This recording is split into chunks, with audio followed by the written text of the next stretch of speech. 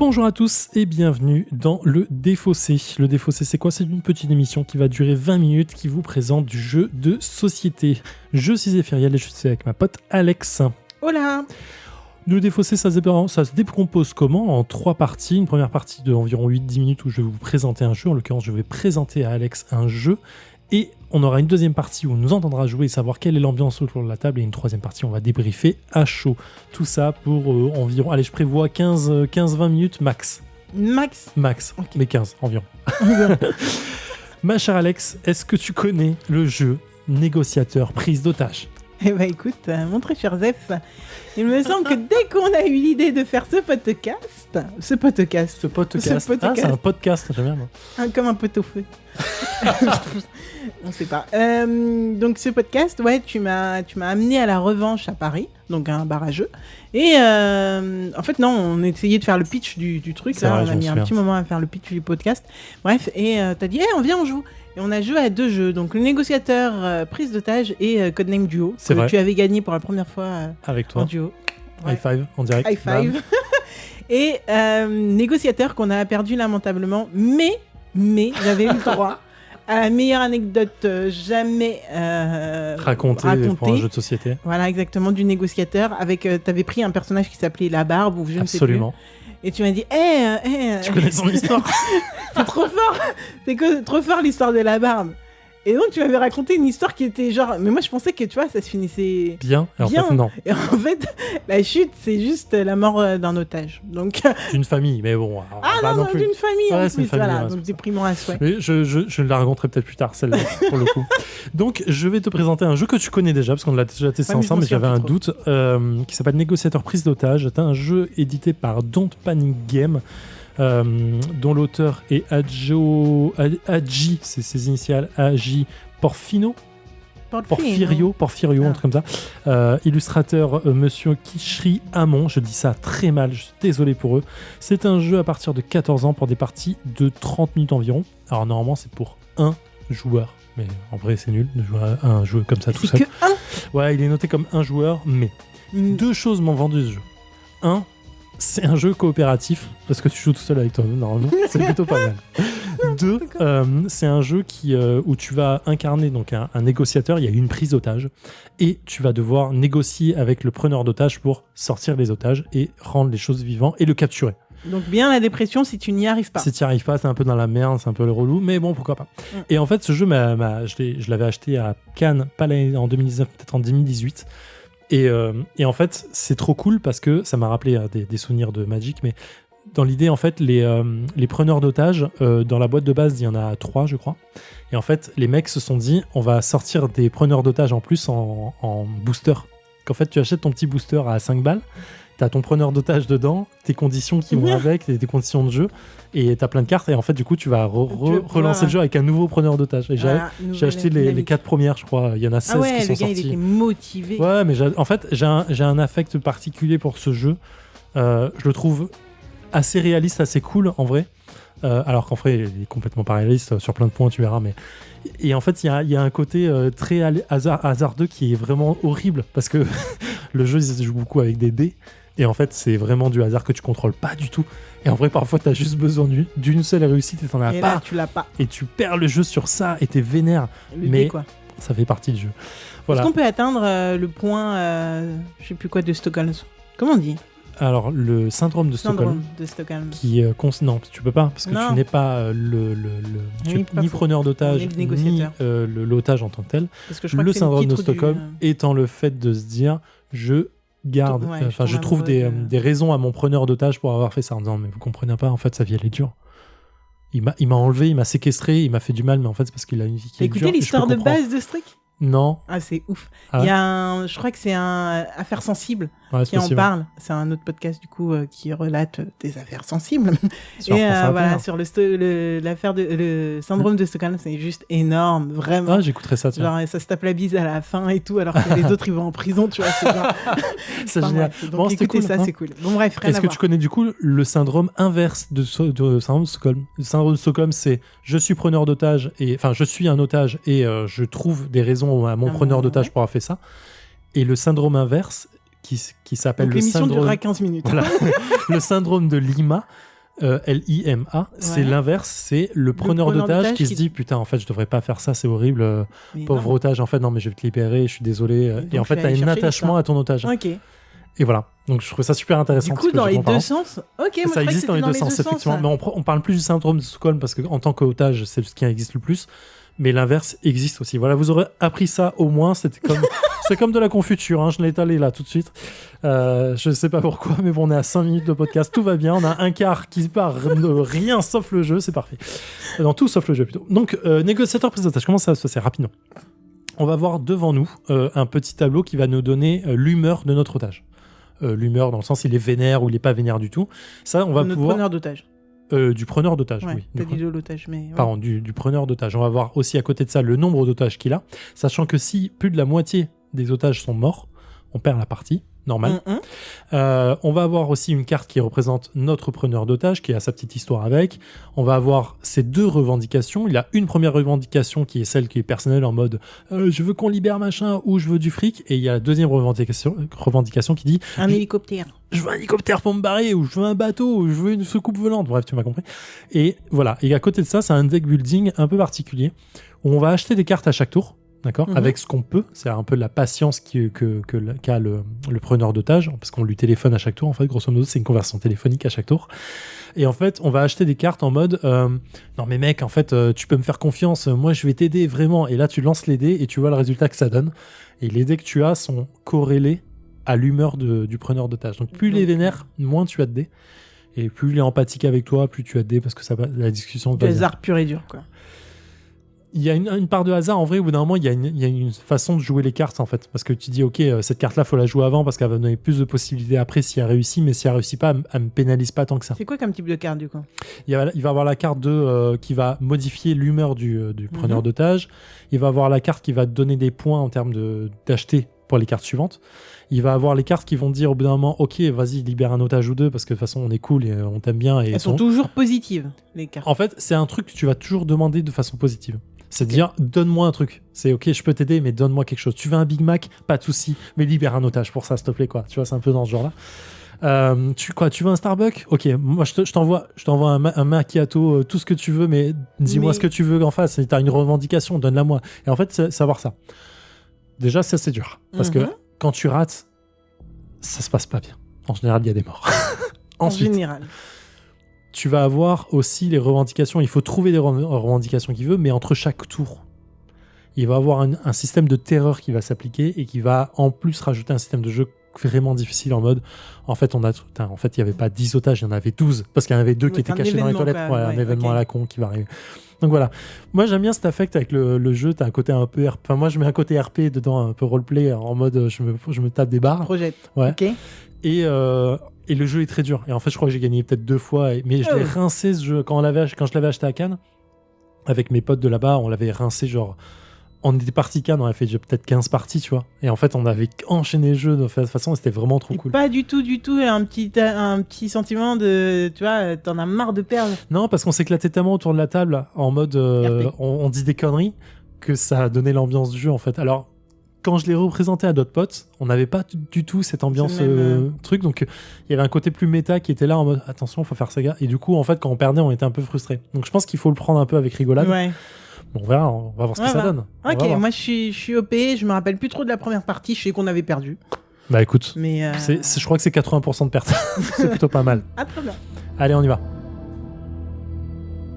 Une fois de plus, Donna n'a pas été titularisée cette année. C'est la goutte d'eau qui fait déborder le vase. Aujourd'hui, ces étudiants ont été terrifiés lorsque, au lieu de sortir ses notes, Donna a dégainé 2 Glock 23. Donna ne laissera partir personne avant d'obtenir ce qu'elle veut. Elle est persuadée que c'est la seule manière de la faire comprendre à quel point elle le mérite. Donna veut 10 millions de dollars. Oh, Donna, ok. Tu veux 10 millions de dollars, mais comment tu comptes t'échapper après? Tu vas pas les dépenser dans le lycée, y a rien à acheter. Donna, ok, d'accord, mais comment tu veux te barrer? En hélicoptère? Elle veut se barrer en hélicoptère? Alors, il y a une autre revendication mineure. Couverture médiatique. J'aurais voulu qu'on connaisse le sort des enseignants. Ouais. Que les gens se rendent compte de la pression. Tu peux le concéder pendant une discussion. Ok, je parlais de Starbucks, j'ai exagéré. T'as été au McDo, c'est ça? Si on la relaxe, on a bien dit que là, plus on tape là, plus on libère. Ouais, faut la relaxer. Fais un massage. Tu veux que je t'envoie un masseur? Tu veux que je t'envoie un masseur? Un beau masseur danois? Surtout que là, on peut relancer une carte. Si on n'intervient pas tout de suite, elle va tuer tous les otages. Que l'unité lance l'assaut maintenant. Oh, attends, on prend une photo. Oh là là, ce jeu de dés monstrueux. Jet de la victoire. Ah mais de ouf, c'est abusé ce jet de dés. Et nous sommes de retour dans les défaussés après une partie de 25 minutes et 45 secondes. Merci Alex. De négociateur prise d'otage. Alors ma chère Alex, j'ai envie, avant de te demander si tu as apprécié le jeu, avant de savoir même si le jeu était bien ou pas, machin et tout, j'ai envie de te demander qu'est-ce qui est advenu du preneur d'otages et des otages? Eh ben écoute, le preneur d'otages a tué 3 petits-enfants, oui, parce qu'on a décidé de jouer avec des enfants, oui, voilà, moralement, voilà. Donc on avait une enseignante, Donna, qui pétait un câble et qui prenait toute sa classe en otage. Avec 2 Glocks. Avec 2 Glocks. Et c'est horrible, on rigole, mais c'est horrible. Bien sûr, c'est horrible. Et donc voilà, fallait la calmer. On a pris le négociateur parce que la Barbe y en avait marre. Et du coup, la Donna, on l'a maintenue sous contrôle. Moi, j'ai envie de dire qu'on l'a maintenue sous contrôle pendant tout le truc. On l'a relaxée. On lui a donné le Big Mac. On lui a donné de l'eau. On lui a donné tout. Ben, à la fin, on lui a vraiment tout donné. Son hélicoptère, ses 10 millions. On lui a tout promis. Tout donné. Et écoutez, que 3 morts. Que 3 morts. Non, mais une victoire. Ce qu'on dit pas, c'est qu'il y avait 15 otages. Il y en avait 15. Il y en a ce qu'on dit pas. Non, il n'y avait pas 15, il y en avait 13. Il y avait 13 otages, on a libéré 10 otages. Et qu'est-ce qui est devenu du Même du le petit Maximilien qui était dans les chiottes. Le petit Maximilien est survécu et ça, on est content. Et là, voilà. Et t'as dit que t'avais combien de victoires à ton actif? J'ai dit quoi? Je crois que c'est ma 15e partie, j'ai dit un truc comme ça. Et c'est ma 4e victoire. Ça va, c'est pas mal. Et c'est ma plus belle victoire, sans aucun doute. Est-ce que ça se finit comment?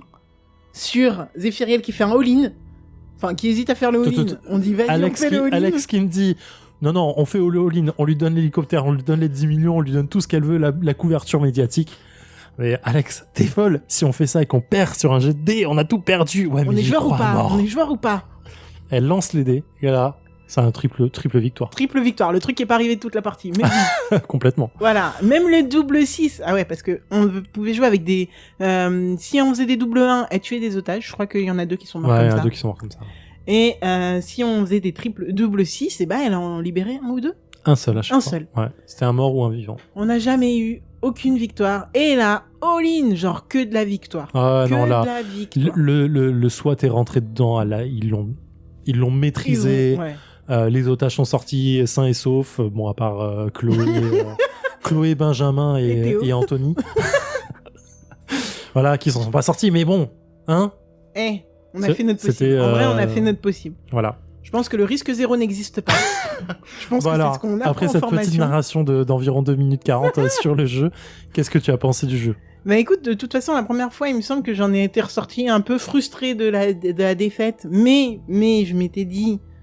Bah déjà j'avais retenu la Barbe, donc je trouve c'est déjà une bonne chose, je trouve, parce que la Barbe elle est cool. Exactement. C'est un jeu, je pense, qui gagne vraiment, comme tu disais, à être joué avec du roleplay, à se mettre un petit peu dans le pot des personnages. Je pense que tout est fait pour t'aider à ça, puisque tu as même des petits textes en bas des cartes, etc. chaque fois que tu fais une action.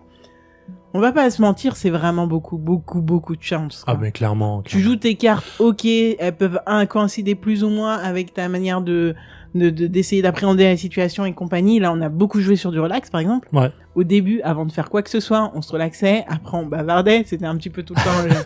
Voilà. Donc, on la faisait descendre en pression. Et dès qu'elle était descendue en pression, on bavardait avec elle pour gagner sa conscience, pour gagner des cartes différentes. C'est vrai. Qui nous permettaient de faire d'autres choses. D'où le all-in à la fin. Oui, non, mais en fait, je pense c'est là où on a bien joué. Au-delà de l'ambiance de jeu, c'est qu'on a vraiment maîtrisé le flow d'humeur et de discussion pour dire, ok, bon, à la fin, on donne tout. Et sur un jet de dés, on gagne ou on perd. Et c'est là, effectivement, il y a une grosse notion de hasard. Et ce qui est frustrant dans ce jeu, c'est ça, en fait. C'est que sur chaque dé, t'as 2 faces qui te donnent une victoire, 2 faces qui te donnent rien du tout, et 2 faces qui te donnent pour dépenser des cartes. Et là, on avait en plus les 1 qui, mine de rien, en fait, j'avoue que je les ai pas regardés tout le temps. Ouais, j'ai regardé à chaque fois, et effectivement, on a perdu 2 otages comme ça, c'est violent, hein. Tu lances 2 dés, t'as un double 1, bam. Non seulement t'as pas de victoire, mais en plus t'as un otage qui meurt, et comme t'as pas de victoire, tu fais l'effet négatif de ta carte, donc tu peux perdre encore un otage là-dessus, quoi. Compliqué, quoi. Ouais, c'est chaud. Mais voilà, ce jeu, il a une mauvaise, je pense qu'il a une mauvaise réputation pour pas grand chose. c'est pas un jeu où tu cherches à gagner, c'est un jeu où tu cherches à avoir une putain d'ambiance, à t'éclater, à dire des conneries. En tuant des otages, tout va bien. En tuant des otages. Parfois des enfants. Ce petit contexte de, bon, tu l'as pas vu du coup, mais effectivement, t'as les petits boosters qui te donnent tes nouveaux preneurs d'otages. Non, j'ai pas vu. Le prochain, celui que j'avais acheté qui est dans la boîte là, c'est des jumeaux. C'est genre, on dirait Duff Lundgren en jumeaux qui ont des revendications à la con. J'en ai un autre que j'ai pas encore ouvert, je crois. Ah, j'aurais peut-être dû l'ouvrir pour le défausser, dommage. Mais voilà, je crois qu'il y en a 15 ou 16, je veux pas dire conneries, qui sont sortis. Je trouve ça tordant dans l'idée en fait. C'est clair. Mais alors, est-ce que grosso modo dans l'idée, est-ce que chaque négociateur a, on va dire, les mêmes caractéristiques ou tout même ça change parce que est-ce que c'est que le personnage, son identité et ses punchlines qui changent ou vraiment du tout au tout? On va avoir un personnage pour les pouvoirs des négociateurs, j'imagine peut-être qu'il y en a d'autres dans les autres packs. Mais là, il y a que celui-ci ou la barbe. Je crois pas qu'il y en ait dans les 2 packs que j'ai achetés. Mais non, ce qui va changer, c'est juste le preneur d'otages, ses revendications. Il va donner des nouvelles cartes terreur, des trucs comme ça qui vont changer un peu le jeu à ce niveau-là, quoi. D'accord. Ok. Et alors, il y en a 7 apparemment. Là, je regarde sur un site, il y a 7 packs qui sont sortis en plus. Donc voilà, c'est des petites heures de jeu en moyenne qui sont assez cool. Et vraiment, moi je trouve ça fun. Je me suis pas encore ennuyé à ce jeu. C'est pas long. C'est plutôt cool, c'est rapide. Je pense que c'est une petite boîte aussi que tu peux emmener un peu partout. Ouais, c'est pas mal. En fait, si tu prends le jeu trop à cœur, en mode je veux gagner, tu vas te frustrer. Donc il faut vraiment jouer en mode fun et en disant bon bah voilà, il y a un otage qui meurt. Mais je pense que c'est même le parti pris du jeu, parce que là je viens de regarder la boîte et là je vois que c'est quoi la punchline du jeu, le destin d'innocent est entre vos mains. Ouais, c'est vraiment. Comment te mettre Comment entre mes mains c'est des dés. C'est méchant ce que t'es en train de dire. Le hasard est là, mais voilà. bien géré. Voilà, ça donne des petits trucs assez cool. Voilà, c'est pas le jeu du siècle, mais il est fun. Il est vraiment. Non, fun. il est vraiment. Non, il est bien. Il me fait rire, tu vois. Ouais, ça mais dans l'idée, il me fait penser un peu à Ghost Stories, qui est un peu rien à voir, hein, mais qui joue beaucoup avec des dés et du hasard et en fait il tabasse le joueur tout le temps, tu vois. Oui, ouais, je pense qu'il faut difficile. juste bien gérer et tout des. Mais Ghost Stories de mémoire, alors j'ai joué une fois, ça fait longtemps, mais de mémoire c'est vraiment de la technique en fait. Faut faire attention à ça et de la tactique de jeu. Mais c'est beaucoup du dé, tu vois, et tu te fais défoncer par le jeu, tu comprends même pas. Ouais, d'accord. Ça, du coup, c'est un peu ça, quoi. Tu vois, ouais, c'est ça. Mais voilà, là on a gagné, donc on va rester sur ça, je pense. On va rester sur une victoire et sur une bonne sensation de jeu, j'aime bien. Et franchement, mais je pense que je sais pas si j'ai mis l'extrait ou pas au moment où je parle parce que j'ai pas encore fait le montage, mais l'extrait où on voit les 3D, c'était génial. Franchement, c'était trop cool. Ouais, c'était trop cool. Ok, donc c'était Négociateur prise d'otage, un petit jeu édité donc par Don't Panic Game, dont l'auteur est Haji Porfirio, illustré par Armand Kirchti, je le dis sûrement mal. Encore une fois, c'est un jeu à partir de 14 ans pour les thématiques, mais aussi pour la compréhension du jeu, ça se comprend. Pour des parties de 30 minutes, voilà, c'est pour du 1 joueur normalement, ça se joue à 2 ou 3 sans problème en se passant les cartes. Je crois sur la boîte. Donc ouais, voilà, c'est pour se passer les cartes.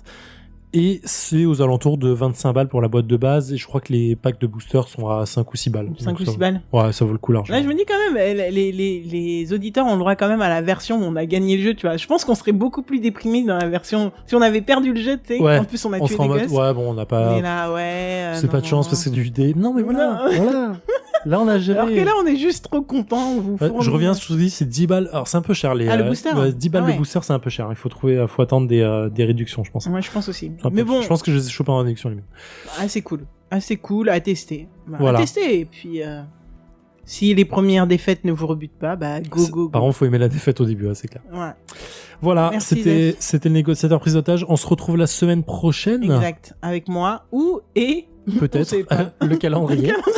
On sait pas où on en sera. Non, c'est chaud. En vrai, je pense qu'il sera là avant. Non, je pense que là, ce sera le dernier avant le calendrier. Ah ouais? Ouais. On parie? Écoutez, revenez nous nous le dire sur sous les yeux, donc je crois que Ah merde! Attends, je regarde vite fait le tableau pour faire genre. Ce sera pas coupé au montage. Je crois que la semaine prochaine, on commence le calendrier. Très bien. C'est une très bonne nouvelle. Voilà. Bon, alors, bon calendrier à tous. Bon calendrier. Amusez-vous bien. On espère que vous amusez toujours autant avec nous, et puis autant que nous, en tout cas. Clairement. Voilà. Checkez un petit peu les réseaux sur le... Ouais, voilà, c'est ça. Mais tout le long du calendrier, checkez un peu les réseaux. Il y a moyen qu'on trouve des petits moyens de s'amuser un petit peu. Donc, oui, il y aura des systèmes de gains et de paris. Alors, pas de gains de jeu. Hein, on va pas vous faire gagner des trucs tout de suite. Hein, on n'est pas assez riche pour ça. Mais par contre... il y aura des petits systèmes de jeu entre nous qui vont être marrants. Ouais, Donc voilà, on écoutez, espère que ça va vous faites-nous plaire. nos retours, éclatez-vous bien, jouez bien. Salut, à à la semaine bientôt. prochaine. Bye. Ciao.